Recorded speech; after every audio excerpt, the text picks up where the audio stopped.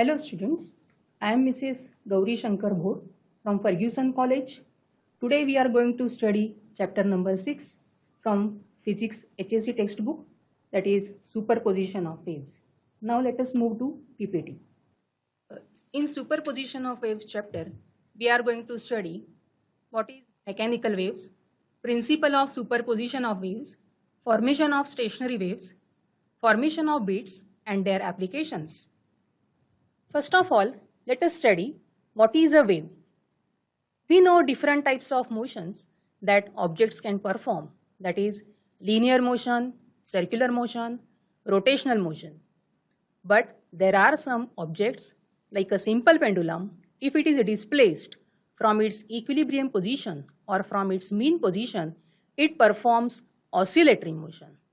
Strings of the musical instrument, if it is plucked at its any point, it performs vibratory motion. Then prongs of the tuning fork, when they vibrate, they also perform vibratory motion. Now these all are the examples of sources of disturbance, which show that when an oscillatory disturbance produced at any point in the medium travels in the form of wave, the shape or form of this oscillatory disturbance does not change. So wave is defined as an oscillatory disturbance travels through the medium without changing its form. Now the wave motion is a doubly periodic phenomenon. That is, it repeats itself at same distance and in equal interval of time. That is, it is periodic in space and periodic in time. In this animation, we can observe prongs are vibrating and they are producing oscillatory disturbance in the surrounding medium. Now there are different types of waves, that is mechanical wave, electromagnetic waves, matter waves. Now what are the matter waves? Waves which are associated with the object if it is in motion. But its detailed study we can do in quantum mechanics. In this chapter, we are going to study what is mechanical wave. Now here we can see this is the source of disturbance, that is the speaker, which produces sound energy in the surrounding medium. Here, these are the all medium particles. The closest medium particle to this source of sound, when they receive energy, sound energy, they get disturbed from their rest position, they oscillate about their mean position, and they set their neighboring particles also into oscillations. Thus, the energy is transferred from one point to another and wave is propagated through the material medium. Thus, here in this case, for the mechanical wave, material medium is necessary. Now, we can say in words, a mechanical wave is a disturbance produced in an elastic medium due to periodic vibrations of particles of the medium about their respective mean positions. A wave carries or transfers energy and momentum from one point to another, but there is no transfer of matter or particles of the medium in which the wave is traveling. So just now we have discussed example of sound wave. There are few more examples, that is the wave produced on a string or the ripples created on the surface of water. Seismic waves are also the examples of mechanical waves. Now what are the seismic waves? The wave energy that travels through Earth's layer and that are a result of earthquake, volcano, large landslides or man-made explosions that give out a low frequency acoustic energy. Acoustic energy is the energy related to sound. Now the another type of example of wave is electromagnetic waves. These are generated due to periodic vibrations of electric and magnetic field perpendicular to each other and also perpendicular to the propagation of energy. These are non-mechanical waves. These medium can propagate through vacuum as well as through material medium. Very common example is light wave or light energy which we receive from the sun. Different examples in this are stars emit electromagnetic wave, radioactive materials also emit electromagnetic waves, then X-ray machine also can give electromagnetic wave, then different stars also emit electromagnetic wave. In this animation, we can observe how the electric and magnetic fields they are perpendicular to each other and they are perpendicular to propagation of energy also. Now next point is, what is a progressive wave? We know very common example. If a stone is dropped on the surface of water, ripples are created on the surface of water. Water is locally displaced where actually stone falls on the surface of water, and even distant particles of the water, they get disturbed from their rest position. They oscillate about their mean position for a short duration of time and they propagate this disturbance as a wave pulse in a given direction. This is called progressive wave.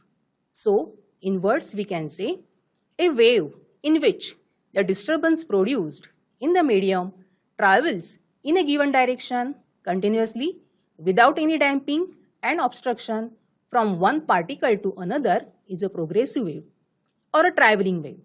Example, sound wave, ripples created on the surface of water. Here in this animation, we can observe when stone falls on the surface of water, how the ripples are created and this energy is transferred from one particle to another and it is called as progressive wave.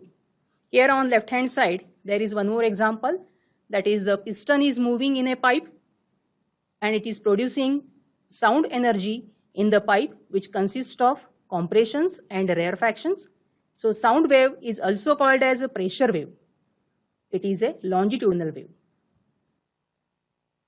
Next point is, this is the waveform of the progressive wave. These arrows, they show the direction of velocities of the oscillating particles about their mean position. Now, properties of progressive waves. First property is, each particle in a medium executes the same type of vibration. Particles vibrate about their mean positions performing simple harmonic motion. That means all particles of the medium, they perform same type of vibration, same type of oscillation, and that is called simple harmonic motion, or we can say SHM. Second property is, all vibrating particles of the medium have the same amplitude, period and frequency. Now what is the amplitude? It is the maximum displacement of the particle from its mean position to its one of the extreme sides, and that is called amplitude. Now period. Period is the time taken by the particle to complete one oscillation, is the period of the wave. Frequency is the number of oscillations performed by the particle in 1 second, is the frequency of the wave. So these all three terms are the same for all particles of the medium which are vibrating. Third property is the phase, that is the state of vibration of a particle changes from one particle to another.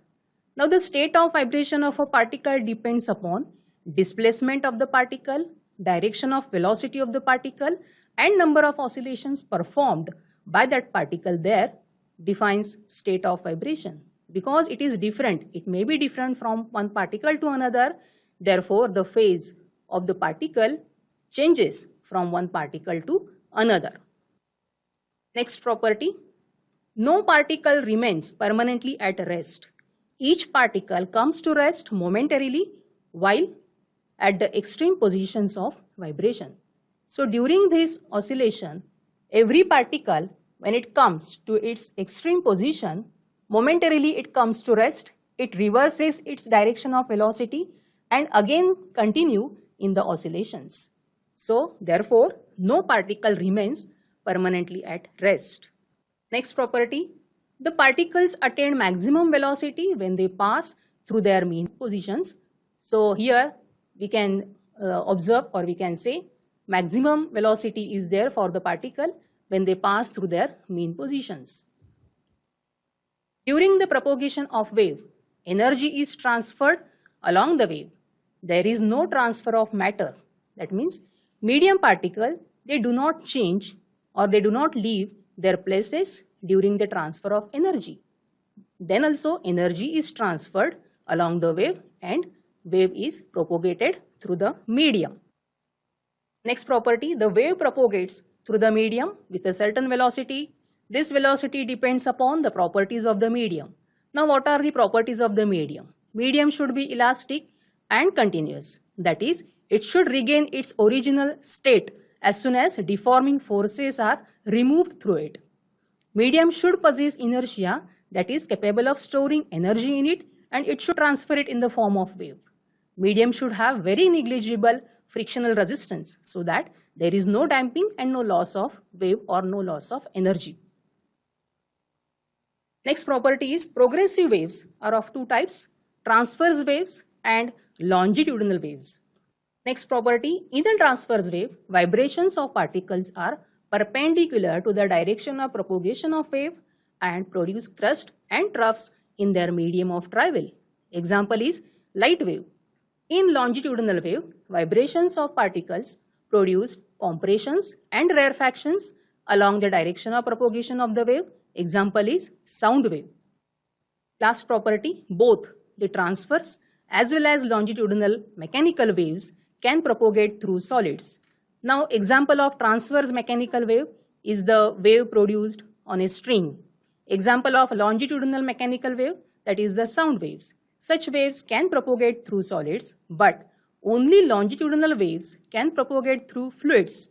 But transverse mechanical waves cannot propagate through fluids. So these all are the properties of the progressive waves. Next is equation of a progressive wave. We know mechanical wave passes through an elastic medium. The displacement of any particle of the medium at a space point x at time t is given by the expression y equal to f of x minus vt. Now in this equation, y is the vertical displacement of the medium particle. F is the function. Now the factor x minus vt appears because the disturbance produced at the point x is equal to 0 at time t reaches the point x equal to x dash on the right at time t plus x dash upon v, or we say that the disturbance of the particle at time t at position x equal to x dash actually originated on the left side at time t minus x dash upon v. Now equation number 1 presenting here the progressive wave traveling in positive x direction with constant velocity v. In this equation, f is the function which depends upon the direction of, the motion of the direction. Equation number 1 represents equation of progressive wave traveling in positive x direction with constant velocity v. Now in this equation, f depends upon the motion of the source of disturbance. If the motion of the source of disturbance performing simple harmonic motion, then f is a sine or cosine function of x minus vt multiplied by the term constant, which will make this term dimensionless, and therefore generally we represent progressive wave by the following equation, that is y is equal to a sine kx minus omega t. Now in this equation, a is equal to amplitude of the wave, k is equal to 2 pi upon lambda is the wave number, lambda is equal to wavelength, and omega is the angular frequency of the wave, and v is equal to omega upon k is the speed which is constant. Now SI units of k, lambda and omega are radian per meter, meter and radian per second respectively. Now the frequency is equal to 1 upon periodic time. This is equal to omega upon 2 pi is the frequency of oscillation measured in hertz. If the wave is traveling towards left, that is negative x direction, equation of disturbance is y is equal to a sine kx plus omega t. So here we should remember sign is positive. Now next point is superposition of waves. We know sound waves are the longitudinal waves. When two sound waves travel through the medium, they cross each other. Each wave travels as if there is no other wave, and each wave sets the medium particle into simple harmonic motion. Thus, each medium particle sets into two simple harmonic motion due to two waves. So the resultant displacement at that instant of time is equal to the vector sum of the displacements due to two waves. This can be given by, or this shows that this happens according to the principle of superposition of waves. When two or more waves traveling through a medium pass through a common point, each wave produces its own displacement at that point, independent of the presence of the other wave. The resultant displacement at that point is equal to the vector sum of the displacements due to the individual wave at that point. Now, as the displacement is a vector, we must add individual displacements by considering their. In this animation, we can observe two waves. They are arriving at a point. So the resultant displacement is the vector sum of the displacements due to two waves. This is according to the principle of superposition of waves. Now, in superposition of two waves, waves do not change their shape or their nature. Now, superposition of waves we can apply to different types of waves, that is light wave, sound waves, waves produced on a string. This is also called as interference of waves. Now, by using superposition principle, we also can study superposition of two wave pulses of equal amplitude in same phase. Diagram shows propagation of approaching wave pulses, their successive position after every second, their superposition, and propagation after superposition. Now, at time t is equal to 0 second and 1 second, two wave pulses of same amplitude and they are in same phase approaching each other. Now, between time t is equal to 2 seconds to 4 seconds, these two wave pulses, they cross each other. Here we can observe the resultant displacement of the resultant wave pulse is equal to the sum of the displacements due to two wave pulses. It is called constructive interference. After crossing each other, these wave pulses, they continue and maintain their individual shapes. This is what is happening at time t is equal to 5 seconds and 6 seconds. So here we can say in words, the two wave pulses superpose. The resultant displacement is equal to the sum of the displacements due to individual wave pulses. This is constructive interference. Now in this animation we can observe two wave pulses of same amplitude and they are in same phase. They superimpose and resultant displacement is the sum of the displacements due to two wave pulses. Now again, by using superposition principle, we also can study superposition of two wave pulses of equal amplitude in opposite phase. Diagram shows propagation of approaching wave pulses, then their successive position after every second, their superposition and propagation after superposition. Now at time t is equal to 0 second and 1 second, two wave pulses of same amplitude but they are in opposite phase, they are approaching each other. At time t is equal to 2 seconds, they cross each other and the wave pulse, first the displacement of the first wave pulse is cancelled by the displacement due to other wave pulse. So the resultant displacement is 0, which is shown by this straight line. Now after crossing each other, these wave pulses, they continue and maintain their individual shapes. This is what is happening at time t is equal to 3 seconds and 4 seconds. This is called destructive interference. So in words we can say the resultant displacement is 0, shown by a straight line in the diagram, due to individual displacement, that is the dotted curves differing in phase exactly by 180 degree. This is destructive interference. Now in this animation we can observe two wave pulses of same amplitude but they are differing in phase by 180 degree, and when they superimpose, resultant displacement is 0 and then they move away from each other but continue and maintain their individual shapes. Now next is derivation. Amplitude of the resultant wave produced due to superposition of two waves. Now consider two waves having same frequency but different amplitudes, A1 and A2. These two waves, they are differing in phase by phi. So the displacement of each wave at x is equal to 0 is given as y1 equal to a1 sin omega t and y2 is equal to a2 sin omega t plus phi.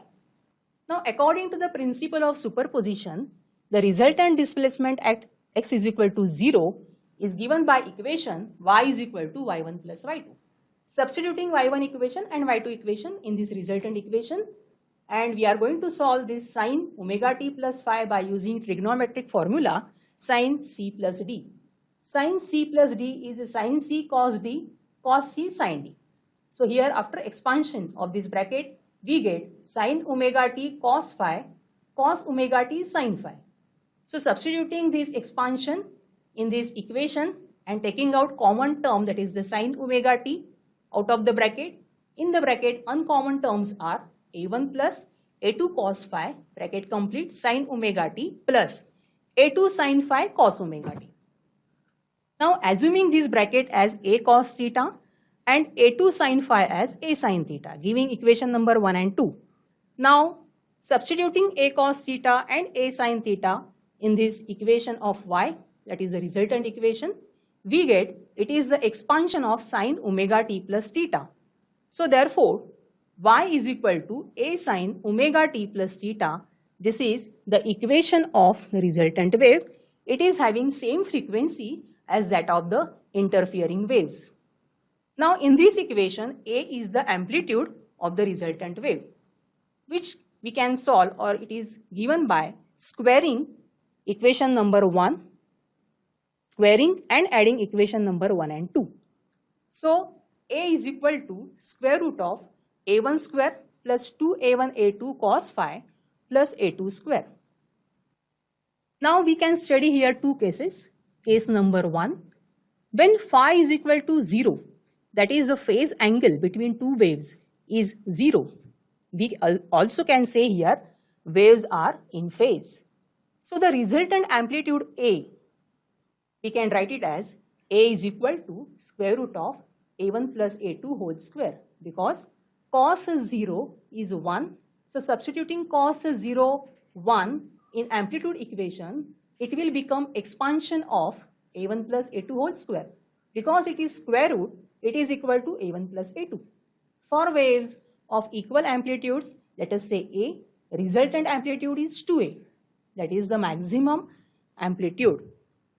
Now in this diagram we can observe two waves which are having 0 phase difference in between, having amplitude A, both having same amplitude. When they interfere in the resultant wave, amplitude is 2a. This is called constructive interference.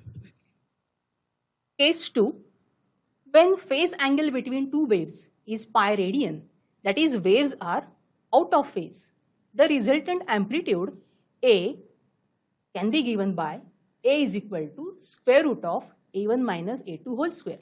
Because in amplitude equation, we are going to substitute cos pi is equal to minus 1. So therefore, that becomes expansion of a1 minus a2 whole square. Because it is under square root, it is equal to mod of a1 minus a2. So for equal amplitudes, let us say A, resultant amplitude is 0, which is the minimum amplitude. Now on this diagram, we can observe two waves which are out of phase, that is phase angle between them is pi radian. When such two waves, when they interfere, resultant wave is, we can see here in this diagram, having amplitude 0. This is called destructive interference. Now we know intensity is directly proportional to square of amplitude. If two waves, they are in phase, that is angle between them is equal to 0, then amplitude is maximum. So intensity is also maximum. So which we can get from this, which is equal to a1 plus a2 whole square. Now when the phase angle between two waves is equal to pi radian, that is waves are out of phase, then amplitude is minimum and intensity is also minimum. So therefore, we can write minimum intensity is directly proportional to square of amplitude, which is also minimum. Now this is equal to a1 minus a2 whole square. So we can get maximum intensity and minimum intensity from these two equations. Consider stationary wave. In this diagram, we can observe a string which is fixed between two fixed ends. If the string is pulled at the center, then two transverse progressive waves are produced in the string between these two fixed ends. These two transverse progressive waves, they travel to the fixed ends from where they are reflected and interfere, and stationary waves are formed in between two fixed points. Now, there are some points on the wave which oscillate with maximum amplitude, showing antinodes in the wave, but there are some points which are the motionless, called nodes. In between node and antinode, all points, they oscillate with different frequency. They oscillate with different amplitude between 0 to A. Now, in this case, the phase of oscillation of all the particles of the string in one loop is the same, whereas phase reverses in an adjacent loop. Therefore, all the particles of the string, they pass through the mean position simultaneously twice during their each oscillations. Now, every particle oscillates with the same frequency as that of the progressive wave. Now, here, therefore, the string also oscillates with the same frequency as that of the progressive wave. Now, every particle possesses energy except those at the nodes. But there is no transfer of energy and the wave is localized, its velocity is 0. When two identical, same amplitude and same frequency waves traveling along the same path in opposite directions interfere with each other, resultant wave is called stationary wave. The amplitudes are different for each particle, but each point on the string oscillates with same frequency omega, same as that of individual progressive waves. All the particles pass through their mean position simultaneously twice during each vibration. The wave is not moving either to the left or to the right. We therefore call such a wave a stationary wave or a standing wave. In this animation, we can study when a wave is incident from one end to the other end, from where it is reflected back, this reflected back wave interfere with the incident wave, and here stationary wave is formed between two fixed ends or between two fixed points.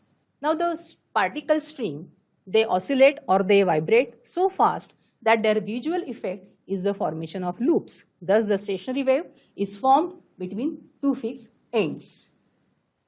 So students, we have studied in today's lecture what is a wave, different types of waves, different examples of waves. Also we have studied what is a progressive wave, equation of a progressive wave, different properties of progressive wave, then superposition principle, resultant displacement due to by using superposition principle, what is a stationary wave. So these all points in today's lecture we have completed. Thank you.